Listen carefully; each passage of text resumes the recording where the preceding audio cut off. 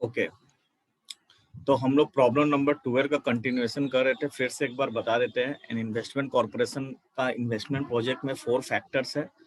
Okay, demand, contribution, advertising cost and investment, ये 4 factors are independent factors है। तो यहाँ पर सभी 4 फैक्टर का प्रोबेबिलिटी दिया हुआ है, विद डिमांड का प्रोबेबिलिटी, कंट्रीब्यूशन, एडवर्टाइजमेंट कॉस्ट और इन्वेस्टमेंट का प्रोबेबिलिटी। तो first of all we have to calculate the random number for each this 4 factors. चारों फैक्टर का हम लोग निकाल लेंगे, उसके बाद हम लोग साइमुलेशन को रन कराएंगे। ओके, तो पहले हम लोग अभी हम लोग सबसे पहले डिमांड का निकाल लिए हैं, डिमांड का। ओके, डिमांड, उसके बाद डिमांड का प्रोबेबिलिटी, क्यूमुलेटिव प्रोबेबिलिटी और एलोकेटेड रैंडम नंबर हम लोग निकाले। कंट्रीब्यूशन का भी निकाल लिया। अब हम लोग एडवर्टाइजमेंट कॉस्ट का प्रोबेबिलिटी निकालेंगे। ठीक है, तो एडवर्टाइजमेंट कॉस्ट का प्रोबेबिलिटी क्या क्या दिया हुआ, 22, 33, 44, 0.01। ठीक है, तो 22, 33, 44, 0.01। ठीक है, इसका भी हम लोग रैंडम नंबर दे देंगे। Okay, 00 to 21। ठीक है, 22 to 32, 33 to 98, 99, सॉरी इसका 99 ही खाली रहेगा। ओके, तो ये मेरा रैंडम नंबरिंग दे दिए एडवर्टाइजमेंट कॉस्ट का। यस, रैंडम नंबर में प्रॉब्लम है सर। क्या बोलो? 22 to 54 होगा ना सेकंड वाला? 54, यस, 55 से चालू होगा फिर ये, सॉरी। अब सही है, क्लियर? Yes sir. अब इन्वेस्टमेंट का देंगे, तो इन्वेस्टमेंट में क्या है, इन्वेस्टमेंट में प्रोबेबिलिटी क्या क्या है,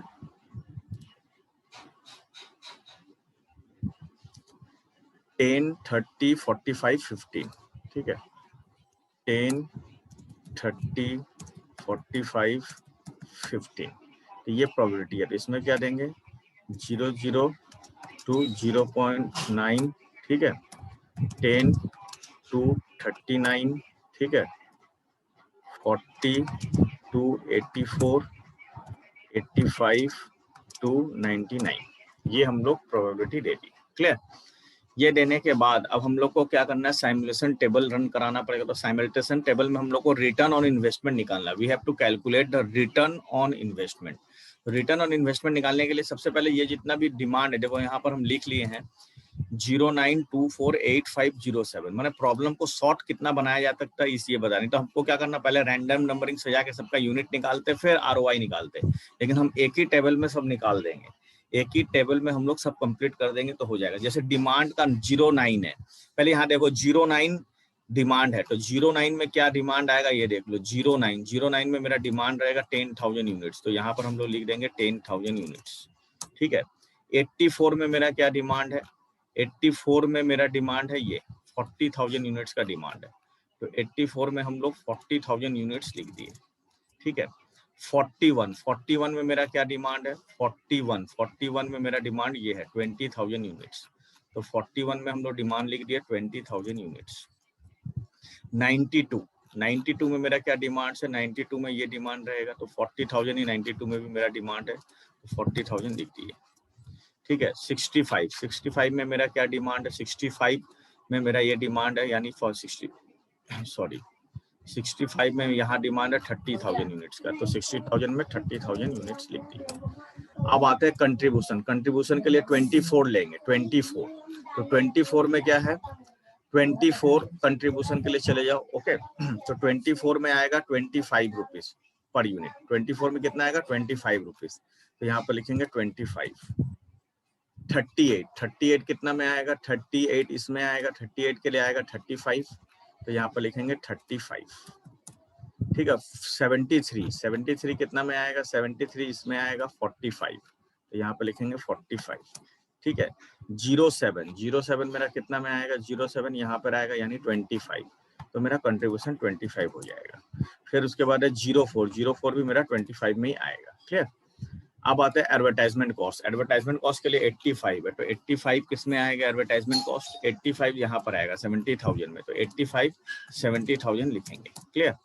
85 ओके ओके 85। उसके बाद कितना है? उसके बाद एडवर्टाइजमेंट कॉस्ट 85 के बाद 16 कितना में आएगा? 16 50,000 में आएगा, तो 16 50,000 में आएगा। 54 कितना में आएगा? 54 यहाँ पर आएगा 60,000 में। क्लियर? यहाँ पर 60,000 लिख देंगे। उसके बाद है 99 मेरा कितना में आएगा? 99 आएगा 80,000 में, तो यहाँ पर 80,000 लिख देंगे। ठीक है? उसके बाद आएगा 78 मेरा कितना में आएगा? सॉरी 78 भी यहाँ ही आएगा 70,000 में, तो यहाँ पर 70,000 लिख दिए। अब इन्वेस्टमेंट का निकालना है। किसका निकालना है? इन्वेस्टमेंट का। इन्वेस्टमेंट में 07, तो 07 तुम्हारा 50 lakhs में आएगा, तो यहाँ पर 50 lakhs लिख देंगे। ठीक है, 50 lakhs ओके। इन्वेस्टमेंट के बाद 50 lakhs के बाद तुम्हारा कितना? 48, तो 48 मेरा इसमें आएगा यानी 60 lakhs में, तो यहाँ पर 60 lakhs लिख देंगे। ओके। उसके बाद 57 मेरा किस में आएगा? इसी के अंदर आएगा, तो यहाँ पे 60 लाख लिख देंगे। ओके। 60 लाख के बाद तुम्हारा है 64 भी मेरा यही आएगा, तो ये भी 60 लाख ही होगा। ओके, तो 60 लाख लिख दिए। लास्ट क्या है? 72 भी मेरा इसी में ही आएगा। ओके, 72 भी, ये भी मेरा 60 लाख ही हो जाएगा।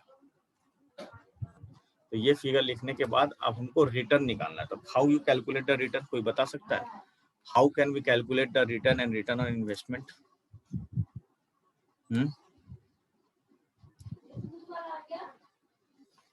कोई को पता है रिटर्न कैसे निकलेगा? देखो मेरा डिमांड कितना, तो कंट्रीब्यूशन मेरा कितना हो जाएगा? कंट्रीब्यूशन हो जाएगा 10,000 यूनिट है इंटू 25। पहला कॉलम का बता रहे हैं 10,000 इंटू 25। ठीक है, 2,50,000 इज माई कंट्रीब्यूशन। उससे माइनस करेंगे 70,000, तो 1,80,000 is my return. 1,80,000 is my return. माने ये कॉलम को, डिमांड को कंट्रीब्यूशन से इंटू कर लो और मेरा एडवर्टाइजमेंट कॉस्ट माइनस कर लो, तो मेरा रिटर्न आ जाएगा। इज इट क्लियर और नॉट? फिर से यहाँ बता सकते हैं 10,000 इंटू 25 माइनस एडवर्टाइजमेंट कॉस्ट 70,000, तो 1,80,000। दूसरा अगर निकालना हो तो क्या हो जाएगा? 40,000 into 35 minus 50,000 is my advertisement cost, तो ये मेरा निकल जाएगा। तो क्या कर रहे हैं हम लोग? 20,000 इंटू 45 माइनस 60,000, तो ये मेरा 8,40,000 आ गया। उसी तरह से इसका भी निकाल लेंगे। क्लियर? और इसका भी निकाल लिए। 30,000 इंटू 25 माइनस 70,000, ये मेरा रिटर्न निकल गया। अब रिटर्न ऑन इन्वेस्टमेंट तो बहुत इजी है। ROI हम लोग कैसे निकालते हैं? ROI क्या होता है? Return divided by investment into 100। Return divided by investment into 100 यानी 1,80,000, ठीक है, डिवाइडेड बाय 50 lakhs इंटू 100।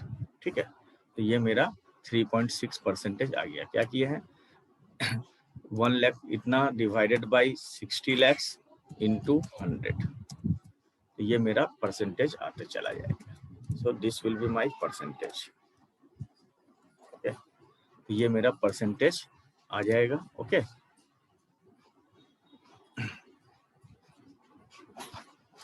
तो इसमें मेरा हाईएस्ट परसेंटेज किसका? इस यूनिट का हाईएस्ट परसेंटेज, यानी हाईएस्ट परसेंटेज मेरा कौन सा आ रहा है? 22.5 का मेरा हाईएस्ट परसेंटेज आ रहा है। तो हम लोग बोलेंगे हाईएस्ट लाइकली रिटर्न इज 22.5। ठीक है, क्या लिखेंगे? Highest likely return is 22.5% which is in trial number 2। वो ट्रायल नंबर 2 में highest likely return is 22.5% which is in trial number 2। तो hope it is clear to you.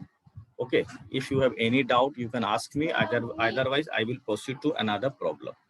कोई डाउट है तो बोलो, नहीं तो हम लोग another problem में प्रोसीड करेंगे। Any doubt? No sir. अब हम लोग अनदर प्रॉब्लम में प्रोसीड करेंगे। ओके चलो problem number 11।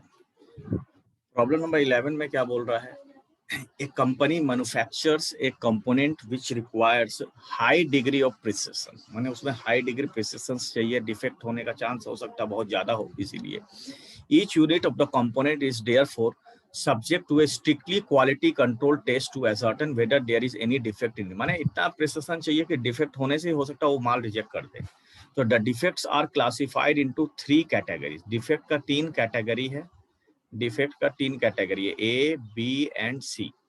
If a defect A occurs in the output is it scrap, माने ए को अगर ए में डिफेक्ट होगा तो वो स्क्रैप कर देंगे। इफ डिफेक्ट बी और सी ऑकर इन द आउटपुट, इसको रीवर्क कर सकते हैं, बी एंड सी में हम लोग रीवर्क कर सकते हैं, रीवर्क द डिफेक्ट, डिफेक्ट को रीवर्क करके माने रेक्टिफाई कर सकते हैं। The machine time required to rework defect B and C is 30 minutes and that for C is, ठीक है, 45 मिनट्स, माने बी के लिए रीवर्क करने के लिए 30 मिनट लगता है और सी का रीवर्क करने के लिए 45 मिनट्स लगता है। ये प्रॉब्लम है। द प्रोबेबिलिटीज, माने डिफेक्ट ए में डिफेक्ट होने का प्रोबेबिलिटी है ये, बी में डिफेक्ट होने का प्रोबेबिलिटी, डिफेक्ट सी होने का प्रोबेबिलिटी ये है, माने ए डिफेक्ट होने का ये है, बी डिफेक्ट होने का ये है और सी डिफेक्ट होने का ये प्रोबेबिलिटी है। बोल रहा है using the following random numbers simulate a study of 10 items of output, माने 10 आइटम है, ओके 10 नंबर है, देखो, determine the number of item with no defects, number of items scrapped due to occurrence of defect A and the total machine time required for rework due to occurrence of defect B and C। मैंने बोल रहा है इस problem में हमको क्या क्या निकालना है। इस प्रॉब्लम में सबसे पहले तो निकालना है कि कितना आइटम है जिसमें कोई भी डिफेक्ट नहीं होगा, कितना आइटम है जिसको हम स्क्रैप करेंगे जिसमें डिफेक्ट ए होना है, और कितना आइटम है जिसमें डिफेक्ट बी और सी होगा, उसमें हम लोग को कितना टाइम लगेगा रीवर्क करने के लिए, how much time it will take to rework, rework करने के लिए कितना टाइम लगेगा वो निकालना है। तो हम लोग क्या करेंगे इस प्रॉब्लम में, सबसे पहले प्रोबेबिलिटी बना लेंगे, डिफेक्ट का प्रोबेबिलिटी बना लेंगे। क्या बना लेंगे? डिफेक्ट का प्रोबेबिलिटी। तो रैंडम नंबर एलोकेशन करेंगे सबसे पहले, तो यहाँ लिख देंगे रैंडम नंबर एलोकेशन, ठीक है। तो देखो यहाँ पर डिफेक्ट आने का चांस कितना है, 0.15, और यहाँ पर डिफेक्ट नहीं आने का चांस है 0.85। तो यहाँ पर हम लोग रैंडम नंबरिंग जो देंगे 00 to 14, ठीक है, 00 to 14। इसमें रैंडम नंबरिंग कितना देंगे, 15 to 99, 15 to 99, ओके। इसमें कितना हो जाएगा, इसमें 00 to 19, इसमें हो जाएगा, ठीक है, 22, ठीक है, 99, क्लियर, समझ में आ गया। ये मैंने क्यूमुलेटिव हम निकाले नहीं है, समझ में आ गया कि नहीं, क्यूमुलेटिव निकालने की जरूरत नहीं है। 0.15 फिर ये 1 हो जाएगा, 0.2 फिर ये 1 हो जाएगा, इसलिए हम डायरेक्ट इसे लिखे। इसमें कितना आएगा रैंडम नंबरिंग 00 to 09, ठीक है, और यहाँ पर आ जाएगा 10 to 99, clear, 10 to 99, is it clear. ये रैंडम नंबरिंग समझ में आ गया कि नहीं, बोलो, क्लियर। अब इस प्रॉब्लम में हमको कुछ करना नहीं है, अब हम इसको प्रॉब्लम में डायरेक्ट सिमुलेशन टेबल बना लेना है, सिमुलेशन टेबल, ओके। तो देखो यहाँ पर तुम्हारा 48 है डिफेक्ट्स, 40 माने 48 किस में आएगा, बोलो। ए के लिए रैंडम नंबरिंग दिया हुआ है, बी के लिए दिया हुआ, डिफेक्ट सी के लिए दिया हुआ, तो हम लोग यहाँ पर दे दिया, देखो यहाँ पर ए 48 55। तो यहाँ पर प्रॉब्लम कैसे बनाना है, इसमें देखो ए का रैंडम नंबरिंग 48 है, सबको एक साथ लेके चलना होगा, 48 47 82। तो 48 माने क्या हुआ, नो डिफेक्ट, ए के लिए नो डिफेक्ट है, there is no defect in A. 47 माने बी में भी कोई डिफेक्ट नहीं है, 82 माने इसमें भी कोई डिफेक्ट नहीं है। तो यहाँ पर लिखेंगे वेयर डिफेक्ट एक्सिस्ट, नो, यहाँ पर कोई डिफेक्ट नहीं है, इज इट क्लियर। 55 ए का मतलब नो डिफेक्ट, 36 मतलब ए का नो डिफेक्ट, 95 मतलब सी का नो डिफेक्ट, तो यहाँ भी कोई डिफेक्ट नहीं है। 91 माने नो डिफेक्ट, 57 माने नो डिफेक्ट बी में, 18 माने नो डिफेक्ट, तो यहाँ भी कोई डिफेक्ट नहीं है, there is no defect, okay. उसके बाद क्या आता है 40 माने नो डिफेक्ट, 40 में कोई डिफेक्ट नहीं है। तो यहाँ पर लेकिन 4 यहाँ पर डिफेक्ट है, 4 माने यहाँ आ गया, यानी बी में डिफेक्ट है 90, यहाँ पर लिखेंगे खाली बी में डिफेक्ट है, ओनली बी में डिफेक्ट है, ठीक है। Next 93 no defect in A, 79 no defect in B, 20 no defect in C, तो यानी कोई में डिफेक्ट नहीं है, क्लियर। उसके बाद 1 माने ए में डिफेक्ट है, 1 माने ए में डिफेक्ट है, तो 1 माने ए में डिफेक्ट हो गया। 55 माने नो डिफेक्ट इन बी, 84 माने नो डिफेक्ट इन सी, तो यहाँ पर सिर्फ ए में डिफेक्ट है। 83 मतलब क्या हो जाएगा, एक थोड़ा सा ऊपर करना है। 83 माने no defect in A, 10 means defect in B, 56 no defect in C, तो यानी यहाँ पर सिर्फ बी में डिफेक्ट है।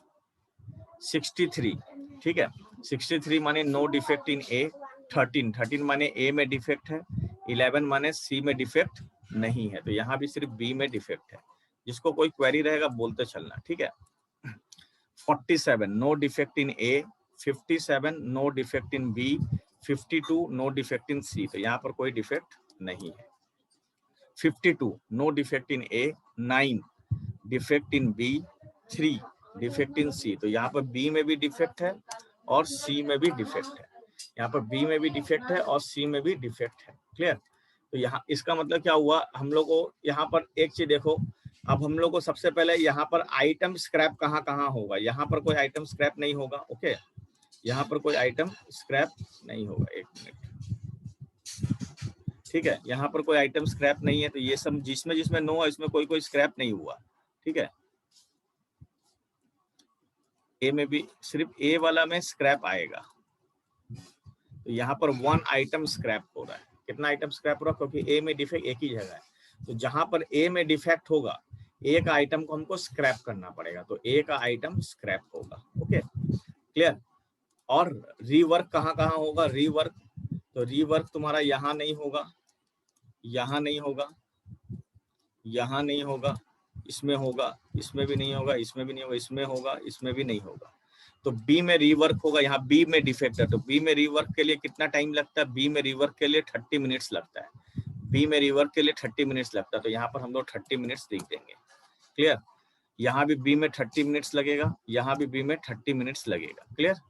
अब यहाँ पर तुम्हारा क्या हो जाएगा, 30 मिनट्स बी में भी लगेगा और 45 मिनट्स सी का भी लगेगा, 75 मिनट्स, तो टोटल रीवर्क मेरा 165 हो गया, टोटल रीवर्क मेरा कितना हो गया, और आइटम स्क्रैप कितना हो गया, 1 आइटम स्क्रैप हो गया 1। अब कितना में डिफेक्ट नहीं है, 1 2 3 4 5 आइटम में डिफेक्ट नहीं है, ठीक है, ठीक है, 5 आइटम में डिफेक्ट नहीं है, तो हम लोग का आंसर क्या क्या होगा, अब हम लोग आंसर इसको लिखेंगे, ठीक है, क्या क्या आंसर लिखेंगे, पहला आंसर लिखेंगे no defect exist in 5 item, no defect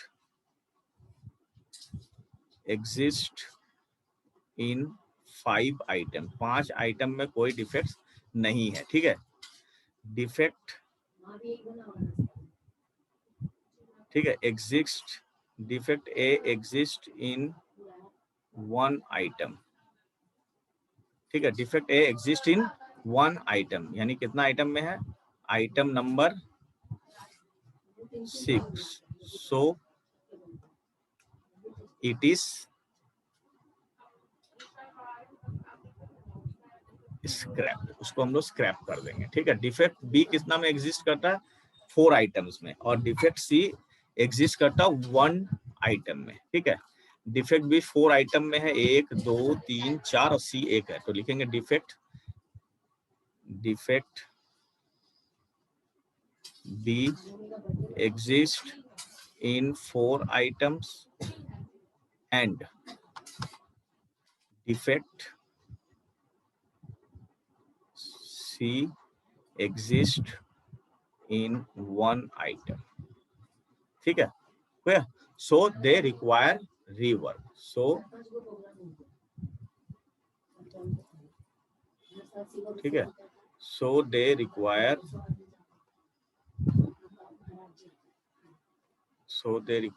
rework, क्या लगेगा, रीवर्क, ठीक है। तो rectification time on reworking is 165 minutes, rectification time in reworking is 165 minutes. तो is it clear or not?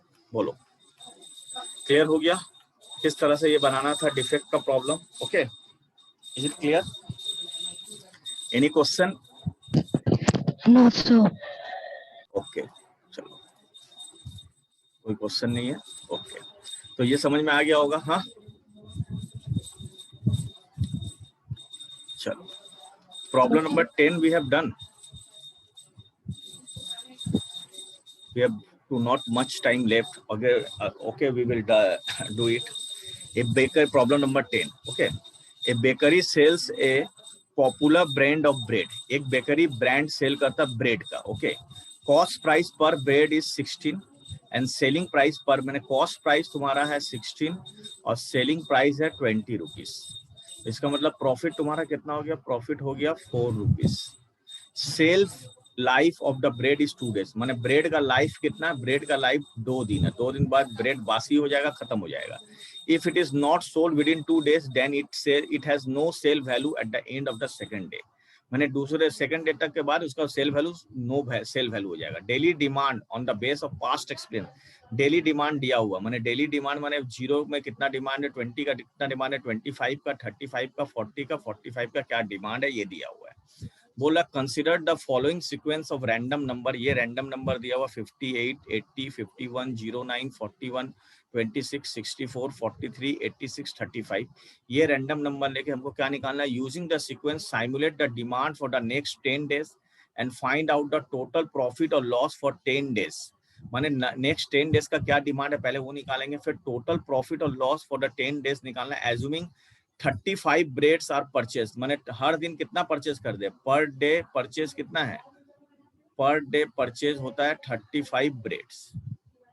Okay, in the morning and there is opening stock of 5 bread. Opening stock मेरे पास 5 bread है. ठीक है, on the first day morning, ये पहला दिन का है, याद रखना, फर्स्ट डे मॉर्निंग का ब्रेड है, फर्स्ट डे मॉर्निंग.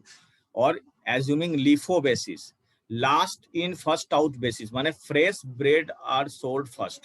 माने जो फ्रेश ब्रेड है वो पहले सोल्ड होता है, पुराना जो स्टॉक में बचा हुआ वो बाद में सोल्ड होता है. तो बोलता है तुमको प्रॉफिट और लॉस निकाल के दिखाना. You have to calculate the profit and loss. ठीक है, फर्स्ट ब्रेड के से तुम्हारा प्रॉफिट और लॉस क्या होगा वो निकाल के दिखाना है. तो हम लोग इसमें सबसे पहले क्या करेंगे, इसमें हम लोग सबसे पहले प्रोबेबिलिटी निकाल लेंगे. तो डिमांड 0 है, उसका प्रोबेबिलिटी क्या क्या है वो हम लोग लिख लेंगे. ठीक है, तो डिमांड जब 0 रहेगा तो उसका प्रोबेबिलिटी क्या रहेगा वो हम लोग को लिखना पड़ेगा. ठीक है, 1 मिनट, वेट फॉर 1 मिनट. हम लोग का बुक का भी एक सवाल है. Okay,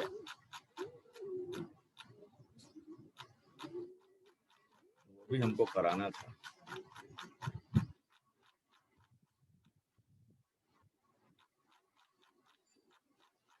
My pen is not working properly today.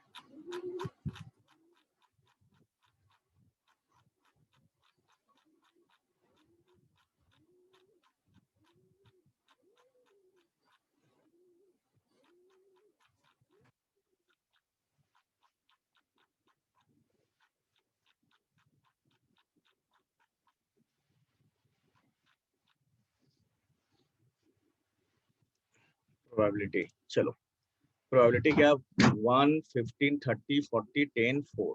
ठीक है, 1, 15, ठीक है, 30, 40, 10, 4, 30, 40, 10.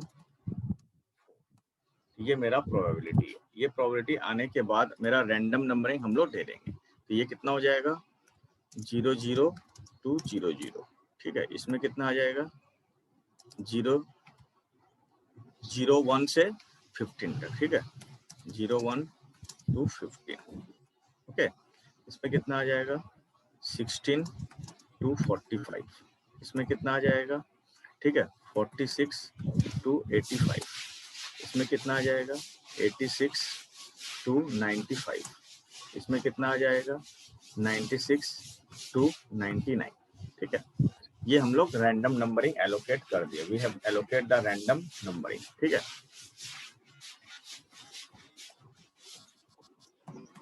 Coding demand. ठीक है, अब यहाँ पर हम लोग देखो, यहाँ पर साइमुलेशन टेबल बना लिया, we have made the simulation table. तो साइमुलेशन टेबल में तुम लोगों को फिर से एक बात बता दे रहे हैं, ब्रेड का कॉस्ट है 16 रुपीज, ब्रेड का सेलिंग प्राइस है 20 रुपीज, और 2 दिन के बाद कोई भी ब्रेड का सेल वैल्यू क्या होगा, वो नो सेल वैल्यू, माने वो लैप्स हो जाएगा, कुछ नहीं मिलेगा। तो सबसे पहले यहाँ पर हम लोग ये रैंडम नंबरिंग जो था वो लिख लिए, 50, 80, 51, 09 यहाँ पर ऐसे लिख लिए, 50, 80, ठीक है, 51, 9, 47, 47 ये लिखा। अब इसमें मेरे को डिमांड क्या है वो लिख लेंगे, स्टॉक नहीं, पहले डिमांड लिखेंगे। डिमांड क्या है, देखो 58 में मेरा कितना डिमांड होगा, 58 में मेरा 35 का डिमांड होगा, कितना रुपए का डिमांड, सॉरी ब्रेड का डिमांड होगा, 35 ब्रेड का डिमांड होगा। 80 में मेरा कितना ब्रेड का डिमांड होगा, 80 में भी मेरा 35 ब्रेड का डिमांड होगा। ओके क्लियर, 80 में भी मेरा 35 ब्रेड का डिमांड होगा, ठीक है। उसके बाद 51 में मेरा कितना ब्रेड का डिमांड होगा, 51, ओके, यहाँ पर 51 है, तो 51 में मेरा डिमांड होगा 35 का, तो यहाँ भी 35 का डिमांड होगा, क्लियर, ओके। 51 में भी मेरा 35 का ही डिमांड होगा। उसके बाद 9 में मेरा कितना का डिमांड होगा, 9 में मेरा ये रहा, 9 में मेरा 20 ब्रेड का डिमांड रहेगा, तो 9 में हम लोग 20 लिखेंगे। 47 में मेरा कितना ब्रेड का डिमांड होगा, 47 में मेरा 35 ब्रेड का डिमांड होगा। 26 में मेरा कितना ब्रेड का डिमांड होगा, यहाँ पर आएगा 26, तो 25 ब्रेड का डिमांड होगा। 64 में मेरा कितना ब्रेड का डिमांड होगा, 35 ब्रेड का डिमांड होगा, तो 35 ब्रेड आएगा। 43 में भी मेरा 43 में मेरा 25 ब्रेड का डिमांड होगा, तो 25 लिखेंगे। 86 में मेरा 40 ब्रेड का डिमांड है, तो यहाँ पर 40 लिखेंगे, कितना लिखेंगे, 40। 35 में मेरा कितना ब्रेड का डिमांड है, यहाँ पर इसमें 35 आ रहा है, ठीक है, तो यहाँ पर हम लोग 35 25 में आ रहा है, तो इसमें हम लोग 25 ब्रेड का डिमांड लिखते हैं, क्लियर। तो ये हम लोग लिख के रेडी कर दिए। ये लिखने के बाद अब मेरा सप्लाई हमेशा हम हमेशा 35 ब्रेड परचेस करेंगे, ऑलवेज वी परचेस 35 ब्रेड्स, हम लोग हमेशा 35 ब्रेड्स परचेस करेंगे, इज इट क्लियर। अब हम लोग को ओपनिंग स्टॉक कितना दिया हुआ, ओपनिंग स्टॉक मेरे को 5 ब्रेड्स दिया हुआ है, तो यहाँ पर हम लोग ओपनिंग स्टॉक 5 ब्रेड्स लिख देंगे। ओपनिंग स्टॉक क्या लिखेंगे, 5 ब्रेड्स लिख देंगे, इज इट क्लियर, ठीक है। ओपनिंग स्टॉक 5 ब्रेड लिखने के बाद, ठीक है, अब मेरे को क्या करना है, यहाँ पर वेस्ट कितना हुआ, देखो ये 5 ब्रेड एक दिन पुराना है, तो इसका मतलब दूसरे दिन ये 5 ब्रेड क्या हो जाएगा, वेस्ट हो जाएगा। ये 35 ब्रेड का डिमांड था, 35 ब्रेड सप्लाई हो गया, ठीक है, तो इसका मतलब मेरे पास 5 ब्रेड वेस्ट बचा था, वो 5 ब्रेड वेस्ट हो गया, तो मेरा क्लोजिंग स्टॉक 0 हो गया, माई क्लोजिंग स्टॉक इज 0। तो अगले साल का अगले महीने का अगले दिन का ओपनिंग स्टॉक 0 आ गया, 35 डिमांड है, 35 सप्लाई है, तो ना कोई वेस्ट हुआ ना कोई क्लोजिंग स्टॉक है, इज इट क्लियर, ना कोई वेस्ट हुआ ना कोई क्लोजिंग स्टॉक है, क्लियर समझ में आ गया। अब इसमें तुम्हारा, इसमें भी वही है, 35 का 35 भी है, तो इसमें भी तुम्हारा क्या होगा, ओपनिंग स्टॉक 0 है, 35 माइनस 35 यानी 0 वेस्टेज 0 क्लोजिंग स्टॉक। यहाँ पर तुम्हारा 0 आया, यहाँ पर तुम्हारा 20 का डिमांड है, 35 सप्लाई है, तो वेस्ट तो अभी नहीं होगा, क्लोजिंग स्टॉक मेरा 10 रहेगा, 10 मेरे पास हाथ में बच जाएगा। अब 10 मेरे पास जो हाथ में बच गया, ठीक है, सॉरी 10 नहीं होगा, 15 होगा, 15, 20 माइनस 35 15 होगा, तो 15 मेरे पास यहाँ पर ओपनिंग बन गया, 15 ओपनिंग बच गया। अब 15 ओपनिंग स्टॉक में मेरा 35 डिमांड था, 35 सेल हो गया, 35 डिमांड था, 35 सेल हो गया, तो इसका मतलब ये 15 का 15 मेरा वेस्ट हो जाएगा, क्योंकि ये 2 दिन पुराना हो गया, एक दिन यहाँ था ही और एक दिन यहाँ पर हो गया, तो 2 दिन पुराना हो गया, तो यहाँ पर वेस्ट हो जाएगा, तो फिर क्लोजिंग स्टॉक मेरा 0 बचा, क्लोजिंग स्टॉक इज 0। फिर यहाँ पर ओपनिंग स्टॉक 0 आ गया। अब मेरा 25 डिमांड है, 35 सप्लाई है, तो मेरा कितना क्लोजिंग स्टॉक बचा, 10। ये 10 मेरा यहाँ पर ओपनिंग हो गया, 10 मेरा यहाँ पर जब ओपनिंग हो गया तो 35 डिमांड है, 35 सप्लाई कंप्लीट, ये 10 दिन पुराना है, तो ये वेस्ट हो जाएगा, सॉरी 10 दिन पुराना बोले, 2 दिन पुराना हो गया तो वेस्ट हो जाएगा। अब यहाँ पर फिर ओपनिंग स्टॉक 0 है, 25 का डिमांड है, सप्लाई इतना, तो 10 मेरा स्टॉक में रह गया। अब यहाँ पर 10 हम स्टॉक में रखेंगे, डिमांड कितना का है, 40 का मेरा सप्लाई है, 35, तो 35 और यहाँ से 5 दे देंगे, तो 40 का डिमांड पूरा हो गया, तो 5 मेरा वेस्टेज हो जाएगा, क्योंकि 5 2 दिन पुराना हो गया। अब यहाँ पर मेरा क्या हो जाएगा, 25 का डिमांड है, 35 सप्लाई है, तो मेरा यहाँ पे 10 दिन का स्टॉक बच जाएगा। तो इज इट क्लियर और नॉट टू यू क्लियर, समझ में आ गया, क्लियर। अब हमको वेस्ट, सर स्टार्टिंग का बताइए ना सर, ये सर जो वेस्ट 5 हुआ। ये ओके, ये 5 स्टॉक जो है ना, ये एक दिन पुराना है, यहाँ लिख दिया देखो, 5 breads purchase the previous day on the first day morning, previous day का परचेज है। इसका मतलब क्या हुआ, ये 5 ब्रेड जो है, ये 5 ब्रेड जो है, ये पहले दिन का परचेज है। इसका मतलब अगर ये आज के दिन सोल्ड नहीं हुआ तो ये पांचों का पांचों वेस्टेज हो जाएगा, क्योंकि 2 दिन पुराना, 2 दिन दूसरे दिन ही ये वेस्ट हो जाता है। Second day it will be wasted, अगर नहीं सेल हुआ तो it will be not sale. और यहाँ पर लीफो फॉलो कर रहे हैं, we are following LIFO, last in first out. समझ में आ गया? अब यहाँ पर हम लोग प्रॉफिट ऑन सेल निकाल लेंगे। प्रॉफिट ऑन सेल माने हम लोग को हर एक ब्रेड पे 4 रुपये का कमाई हो रहा है। हर एक ब्रेड पे कितना रुपए का कमाई हो रहा है? 4 रुपये का कमाई हो रहा है, क्योंकि 16 और 20, ठीक है, तो 4 रुपये का मेरे को कमाई हो रहा है। हर एक ब्रेड पे मेरे को 4 रुपये का कमाई हो रहा है, ठीक है। तो ये कितना रुपए से इंटू होगा? ये डिमांड से इंटू होगा, 35 इंटू 4, 35 इंटू 4, 35, 35, 20 इंटू 4, ऐसे करके ये प्रॉफिट निकल जाएगा। This profit will come out, okay, this profit will come out, ठीक है। प्रॉफिट माने ये सेल हो रहा ना, ये तो परचेज है। सप्लाई माने इतना हमको मिल रहा है, ये हम सेल करें, ये डिमांड है यानी ये सेल है, तो इसको हम लोग 4 से इंटू कर देंगे। क्यों 4 से इंटू किया?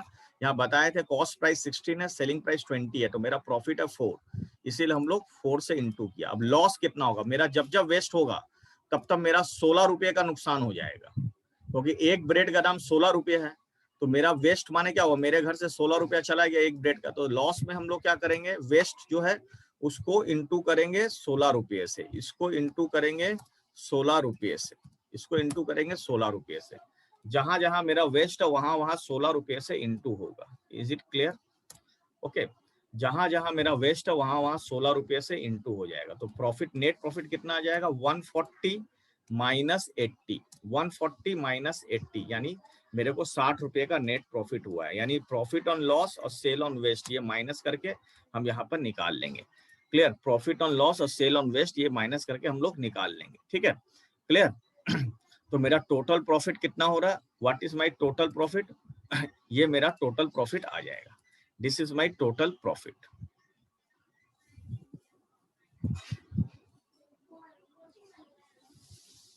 बोलो क्लियर हुआ कि नहीं? इज इट क्लियर ना? और कोई क्वेरी है इसमें?